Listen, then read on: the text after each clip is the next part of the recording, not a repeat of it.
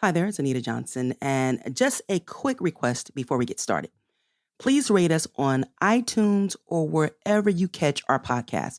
That helps other people to find us. And of course, give us a high rating. Thanks, and here's the show. Making contact. Making contact.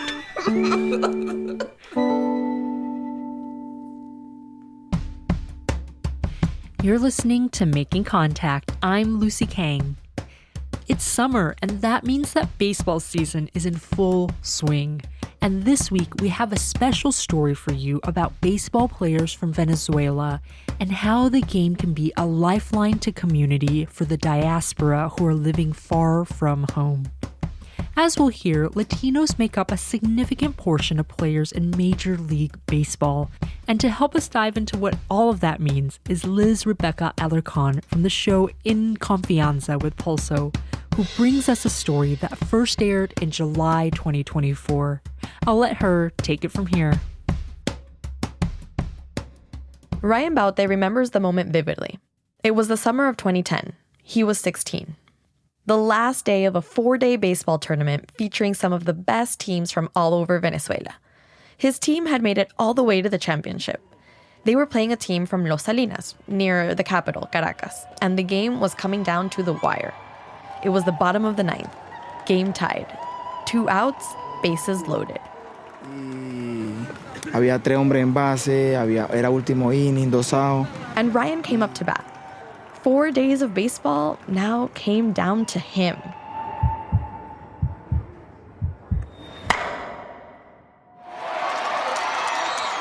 He hit a hard-line drive straight into the outfield, a walk-off double. All his teammates ran onto the field and jumped on top of him. Para mí, esa es la mejor etapa que yo viví en la vida. Raian and his closest friends playing baseball, chasing glory together, and winning, it was the best time of his life. Están ganando los Marlins 2-0. The deep, elongated, warm voice of Felo Ramirez, que en paz descanse, on our AM radio every week, calling win after win for the then Florida Marlins, is a core memory of my childhood. You all know I'm Venezuelan, and even though we're killing it in football en la Copa America right now, el béisbol is where we shine. Only the Dominican Republic has sent more players than Venezuela to Major League Baseball here in the US. I still have my Miguel Cabrera jersey, one of the most accomplished Venezuelan peloteros of all time. It's always been Venezuela and the DR at the top of the roster, filling Major League Baseball stadiums across the US with plátano and arepa power. It's still the dream of many Venezuelan kids to be a big leaguer. But in the past 10 years, since Venezuela's economic collapse and the failing authoritarian Maduro government, 1/5 of the population has left.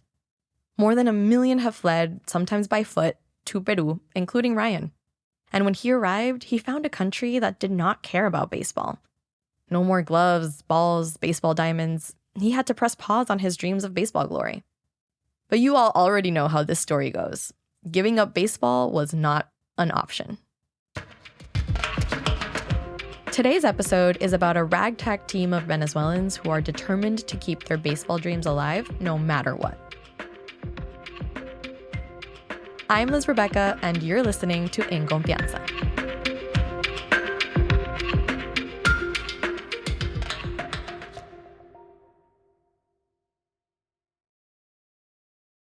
Reporter Anthony Wallace was in Lima, where he met Raian and Los Astros, a ragtag team of Venezuelans who are determined to keep their baseball dreams alive no matter what. Growing up, Raian Baute's family treated baseball like a religion. When he was just 4, his parents christened him with a bat and glove. Mis padres son deportistas. Desde pequeño, desde los 4 años, nos inculcaron el deporte y qué bonita manera que fue el béisbol. Raian fell in love, and like so many boys born in the 90s in the Americas, myself included, his big dream was to play professional baseball in the big leagues, Major League Baseball. Ese es el sueño de todo niño, incluso todo el mundo quiere ser como los Grandes Ligas, todo el mundo quiere llegar a Grandes Ligas. Raian, I think it's safe to say, had a much better shot than someone like me. He was really good. He played shortstop, the position the best player on the team always plays, and he was good enough to make his way onto Venezuela's national team and play in the Caribbean Series against the Dominican Republic and Cuba. Fue como una miniserie del Caribe. Fue en Dominicana, fue en el 2009. Some of his baseball buddies made it all the way to the MLB. Uno se llama Franklin Barreto. Franklin Barreto, a 3-run homer, and the A's lead 4-0. Barreto has done it again. 3-run Osvaldo Cabrera. It's gone! Opposite field homer, Osvaldo Cabrera. And the Yankees are on the board here in the bottom of the sixth. But Raian developed injury problems, back issues and hernias. The pain got so bad, it eclipsed the dream. Y entonces cada vez que entrenaba era dolores, llegaba a mi casa con dolores y decidí estudiar y me gradué en la universidad. He talked with his parents, and together they made the heartbreaking decision to end his baseball career. He was only 17. So Raian reset his life. He got a college degree, found himself a solid career as an insurance broker. He got married to his wife, Rosemary. She had a 10-month-old son, Rodrigo, and so Raian became a stepfather. Naturally, Raian passed down the family tradition, and little Rodrigo took to it. By the time he was just 3, they were playing baseball together almost every day. In reality, Rosemary said, Raian isn't Rodrigo's stepdad. He's just his dad. The game brought them together and gave them purpose. Raian's dream didn't pan out, but he and his young family had a new one, to see their son make it to the big leagues. But just as Rodrigo was getting to the age of starting school and joining baseball teams, unimaginably bad things started to happen all around the Baute's family. Venezuela's economy collapsed, and the country's president, Nicolas Maduro, became a dictator. Maduro's regime rigged elections, killed protesters. Bullets and bloodshed. 7,000 Venezuelans have been killed. Many constituted executions. There were food, medicine, and fuel shortages. Crisis de la gasolina, crisis de la comida. The inflation rate reached 1,000,000%. Here, a whole chicken or a carton of eggs can cost half a monthly minimum wage. The GDP fell by 75%. That's 3 times as bad as the U.S.'s Great Depression. Put simply, many Venezuelans are starving to death. The bolivar, the Venezuelan currency that Raian was bringing in to support his family, became almost completely worthless. They couldn't afford food or healthcare, even when it was available. By 2018, about 4 years into the worst of the crisis, Raian decided that a drastic change was the only way to keep his family safe. Pero yo decidí salir por el niño, por mi hijo. No había futuro, pues. When Raian was just 24 and his son was 6, he became one of the nearly 8 million Venezuelans to leave their country. That's a fifth of the population. And Raian had to do it alone. No Rodrigo, no Rosemary, neither of his own parents or any of his siblings. He got on a bus and rode for 7 days, out of Venezuela, all the way through Colombia and Ecuador, and finally into Peru. He arrived in Lima by himself, with everything and everyone he knew and loved, over 1,000 miles away, still back in Venezuela. Yo salí solo primero. Claro que es difícil. Within a few months, Rodrigo and Rosemary were able to join Raian. The young parents both got jobs at restaurants, sending whatever extra money they could back to their family in Venezuela. They were surviving, but everything was different. Miranda, their home state in Venezuela, is tropical and green with beautiful beaches and all their family and friends. Lima is cloudy, completely brown and barren, and they didn't know anyone. Todo, extraño todo de Venezuela, las playas, la gente, el calor de hogar, la familia, las calles, todo. And on top of everything else, they lost baseball. Perú se conoce como un país futbolero, pues, ¿me entiendes? Peru is crazy about soccer, almost exclusively. When Raian and his family arrived, baseball basically did not exist there. There was no major pro league, 0 Peruvian players in the MLB. When the Pan American Games came to Lima in 2019 and they had to build a baseball field to host them, some people living nearby had no idea what the dirt diamond even was. Ni siquiera nos traímos guantes ni nada para acá, todo lo hemos comprado aquí. Now, they do sell baseball bats in Peru, but only as a weapon for self-defense. Raian and Rodrigo couldn't even get themselves a ball and a glove to play catch. Rodrigo said he was shocked that their new country didn't have baseball. At 6 years old, he couldn't fathom there'd be a country on earth that didn't love his favorite sport. All they could do was watch YouTube videos of their favorite players. They couldn't play themselves. Their pastime and their dream were completely gone. They felt lost. Estaba por perdido, y incluso que él practicara béisbol estaba por perdido porque ni siquiera nos traímos guantes ni nada. 4 years after arriving in Peru, Raian was working long hours at a chicken shop. One day, exhausted mentally and physically, he was scrolling Facebook, and he saw a post that stopped him in his tracks. Photos of Venezuelan kids in matching uniforms playing catch and hitting balls in a park in Lima. They were building a team, and they had gear.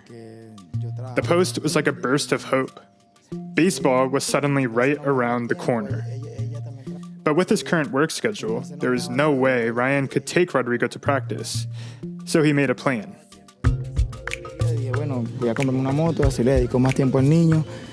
He quit his job, bought a moto taxi so he could set his own hours, and reached out to the coach to sign himself and Rodrigo up. Coach and player, father and son. And it wasn't just a hobby to keep his kid busy, or a way for a father to pass his favorite game down to his son. Baseball was about living again. It was about survival. And we'll get into all that later. But Rodrigo, who's now 11, wasn't thinking that deeply at the time. Estuve feliz porque iba a jugar de nuevo béisbol durante 4 años. He was just happy to play again. The dream was back on.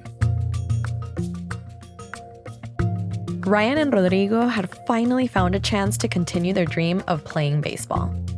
When we come back, the story of a ragtag Venezuelan baseball team with big dreams and the challenges they fight against every day.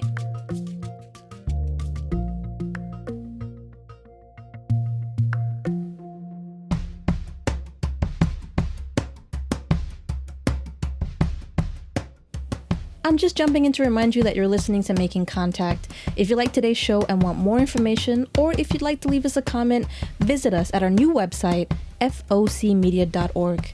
There you can access today's show and all of our prior episodes. And now, back to the show.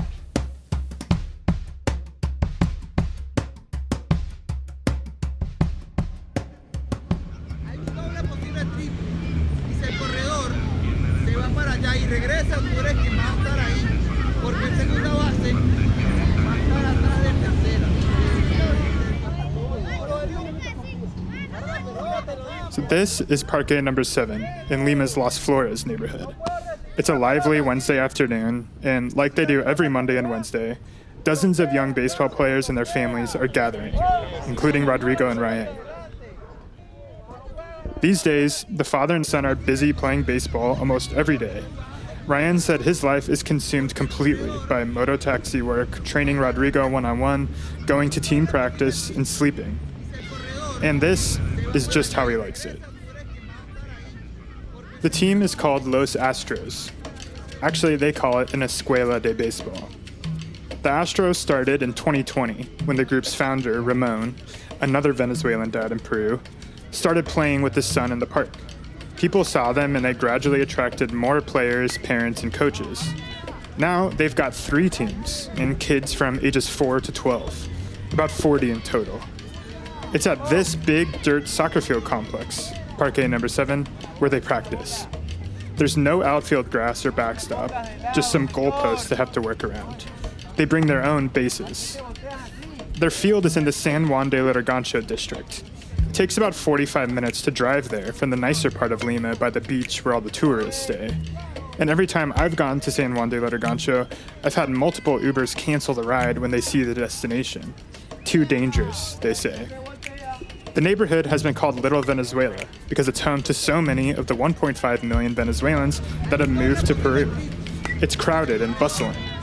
Multi-story apartment buildings and tuk-tuks honking their horns, vendors selling tequeños and arepas, Venezuelan cheese sticks and cornmeal cakes. I went with my friend and trusty translator Christian. At the far end of the field, past all the soccer players, the kids were playing catch and getting warmed up. and their moms were setting up lawn chairs and chatting. One mom, Roxana, told me that it's almost like during practices, this dirt field in Lima turns into a little piece of Venezuela. Eso es una emoción grande porque sentimos una parte de nuestro país, tener un pedazo de nuestra tierra aquí. Peruvians love soccer. It's in their blood, she said. But as Venezuelans, baseball is in their blood. Baseball is everything. Para nosotros el béisbol es todo. Sí. A lot of the moms told me about a similar dark time when they first moved to Peru. A lot like what Raian went through at first. No extended family, no familiar food, and no baseball. ¿Cómo fue ese tiempo sin jugar para él? ¿Triste? Sí, muy triste porque encerrado en 4 paredes. Estar encerrados de la escuela a la casa, la escuela a la casa, la casa a la escuela. They were stuck in their rooms, stuck in a routine of school, home, sleep, school, home, sleep. There was nothing to look forward to, nothing to dream about. Rosemary, Ryan's wife, said that finding the Los Astros team felt like a light at the end of the tunnel. Bueno, fue una alegría porque vimos como esa luz al final del túnel. Another mom, named Carmen, said it was the best thing that's ever happened to their family. No sé, por lo menos en la experiencia de nosotros como familia, lo mejor que nos ha pasado, el béisbol. The kids have baseball, and the whole family now has community. Parents come and hang out the whole practice. And having a little refuge here is extra important because Lima is not always a hospitable place for Venezuelans. The xenophobia is intense and everywhere. I saw it myself many times. When I told one of my Spanish teachers in Lima that I do reporting on migration, she went off on a shocking anti-Venezuelan rant. She said they're all criminals and prostitutes, that she won't get on a bus if the driver is Venezuelan. So I wasn't really surprised when one of the team's coaches, Franklin, told me the story of the previous field they practiced at. Mira, nosotros iniciamos en la zona de Canto Grande y nos los decían directamente, no los queremos ustedes, no nos queremos. The new growing club was practicing one day when some Peruvians who lived nearby paid them a visit. They told the coach directly, "We don't want you here." And the only reason is that they were Venezuelans. It wasn't anything they hadn't heard before, but these people didn't stop at some rude comments. Nos sacaron por xenofobia, porque no querían a los venezolanos. They sent the police to kick them out.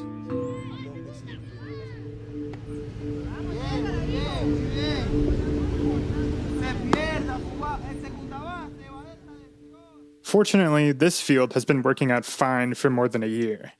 But anti-immigration sentiment and xenophobia is a growing problem all over the world right now, and Latin America is no exception. It's a terrible pattern where immigrant populations who have to move to new countries face resistance and hostility for different reasons. In the 80s, the situation between Peru and Venezuela was reversed. It was Peru's lost decade of economic crisis and conflict with the country's guerrilla group, the Shining Path, and many of the Peruvians who went to Venezuela did not receive a warm welcome. And unfortunately, right now, newcomers like Raian and his family are also facing a hostile reception as new residents in Peru. One study found that a quarter of Venezuelan kids in Peru aren't in school, some of them because administrators just refuse to enroll them. One of the moms at practice, Louise Mary, told me that one time at school, a kid went up to her son, who was only 5 years old. Un niño sí le dijo, tú eres venezolano, tu mamá y tu papá fuman marihuana. And said, "Oh, you're Venezuelan? So your parents must smoke marijuana then." Y mi hijo me llega diciendo eso a la casa. Mami, ¿qué es la marihuana? O sea, con 5 años, porque tenía 5 años. There are so many Venezuelans like Raian in Peru and other Latin American countries. They were high-earning professionals like insurance salesmen, accountants, or doctors at home. And in their new countries, they're working in restaurants or as cleaners. On top of all the practical challenges of moving to a new country, they deal with relentless ridicule at work and at school, on TV and social media. At her job, Louise Mary says customers will complain to her boss that they hired her. Y no me parece justo que usted haga esto. Ay, que el libro de reclamaciones, que no sé qué, y se fueron a quejar con mi jefe, pero ya. Just the day before I went to practice, Venezuela's national soccer team came to play Peru's in Lima. and the Peruvian authorities set up to check the immigration status of any Venezuelan fans who tried to enter the stadium. But at this field, there's none of that.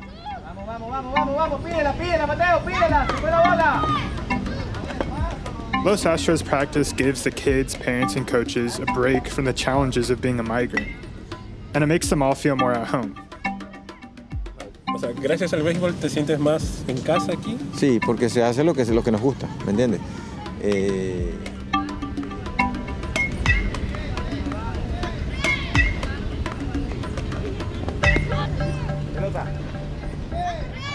But Los Astros isn't a social project, or a mere distraction from the family's difficult lives.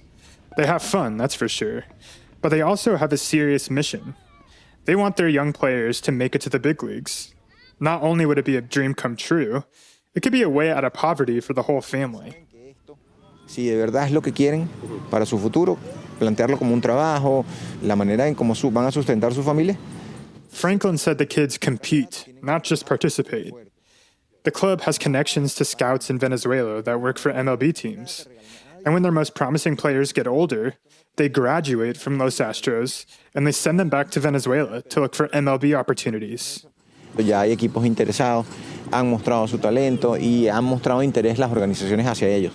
One of their kids who went back just signed a deal with an Austrian baseball team. Not quite the MLB, but it's a step in that direction. And he's getting paid to play baseball. He might not have had that opportunity if not for Los Astros. I think the scouts are always going to be where there's baseball and where there's potential. That's Manny Padron, an MLB scout for the Miami Marlins. He said scouts don't normally make it to places like Peru where Venezuelans are just starting up baseball teams. But he expects they'll start as baseball grows there. And if, a year or two from now it's Peru, it's Argentina, like scouts will be there, that's the reality, especially nowadays, teams are always trying to find an edge. Manny was looking for talent in Venezuela in the mid-2010s for the Red Sox. And things were starting to get so bad there, a lot of teams pulled their scouts out. There were only maybe 50% of the teams were actually competing in Venezuela at the time. So I would guess that some guys, lost their opportunities. Good players were falling through the cracks, and Venezuelans are very good players. There were 58 Venezuelan players on MLB rosters on opening day this March. Over 200 young Venezuelans have signed MLB deals already this year alone. 17-year-old Jose Perdomo recently signed one with the Atlanta Braves for $5 million. $5 million, or even a small fraction of that, is an astounding sum in a country with such a beleaguered economy that the minimum wage has dipped to as low as $1 a month. This is a big reason why parents like Raian will move their whole working life around to help their kid make it in baseball. And there are some big success stories to point to. Flores into center field, a base hit. I think on every inning, I just look up and watch 50,000 people just cheering for you. It was unreal. Ready to throw. Flores will tag and come. The throw too late, 2-0.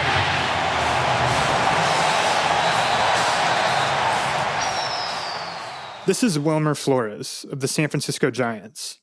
He made it all the way from hitting home runs in his hometown of Valencia, Venezuela, to playing in the World Series. With his $750,000 signing bonus at age 16, he bought his mom a Hyundai Sonata. It definitely helps, especially on our countries that, a lot of things that we go through, it definitely helped. But Wilmer was once a little kid in Venezuela who loved baseball.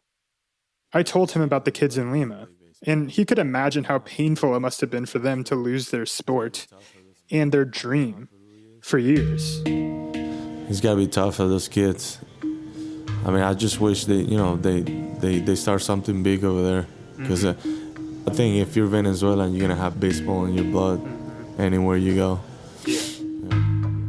I played youth sports my whole childhood. And I, like pretty much every kid that plays, had the dream to do it professionally. however unlikely it was. But the parents and coaches were much more reserved.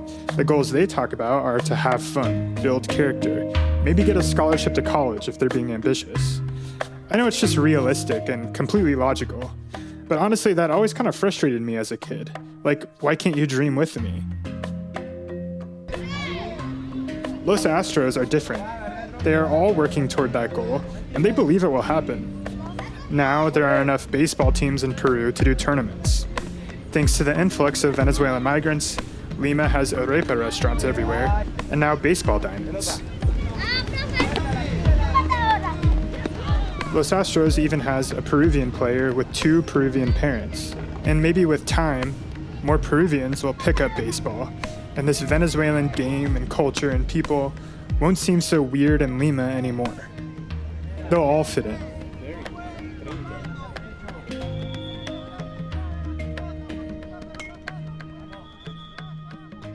I talked with Rodrigo about the highlights of his young baseball career, and he told me about a recent tournament championship game against another team of Venezuelan kids called the Angels, where he made a diving catch in center field. Hubo una jugada que estaba en el center field, una pelota que iba a picar y me deslicé y la agarré. His dad said that in another tournament, a big one with teams that traveled from all over the region, they were playing against a team from Ecuador. The game was tied. It was the last inning. There was runners in scoring position, and there were 2 outs. Rodrigo came up to bat. It was the same situation Raian was in almost 14 years earlier. And just like his dad, little Rodrigo hit a double. Impulsó la carrera para ganar a Ecuador. A walk-off double, and the team rushed onto the field to celebrate. After the game, Rodrigo asked his dad, "What was your best moment as a player?" Le dije ese, porque él también le pasó lo mismo. He told him he did the same, a game-winning double. And now Rodrigo knew how it felt. I asked Wilmer Flores from the Giants to give me a message I could send back to the kids, coaches, and parents of Los Astros. Si de verdad quiere seguir jugando, nunca pierda la esperanza, no importa dónde esté. If you really want to continue playing, never lose hope, he said. No matter where you are, find a way, look for help. And if you have the heart to play, you will continue playing. Before we go, a quick update. Just as we were finishing up this story, Anthony got a WhatsApp message from Coach Franklin. Josnaker Colina, one of Los Astros' players who recently went back to Venezuela to try out for scouts, just got a deal with the New York Yankees. He's a 15-year-old right-handed pitcher who learned how to throw 90 miles per hour with his coaches in the dirt in Lima. On YouTube, they posted a slideshow with him wearing his Los Astros jersey in one pic and his new official Yankees gear in the next. In the words of Brad Pitt in the film Moneyball, "How can you not be romantic about baseball?"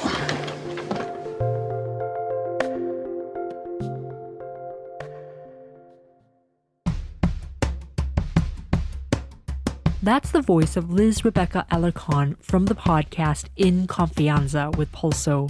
You heard her in an abridged version of a story that came out in July 2024 that was produced by Anthony Wallace.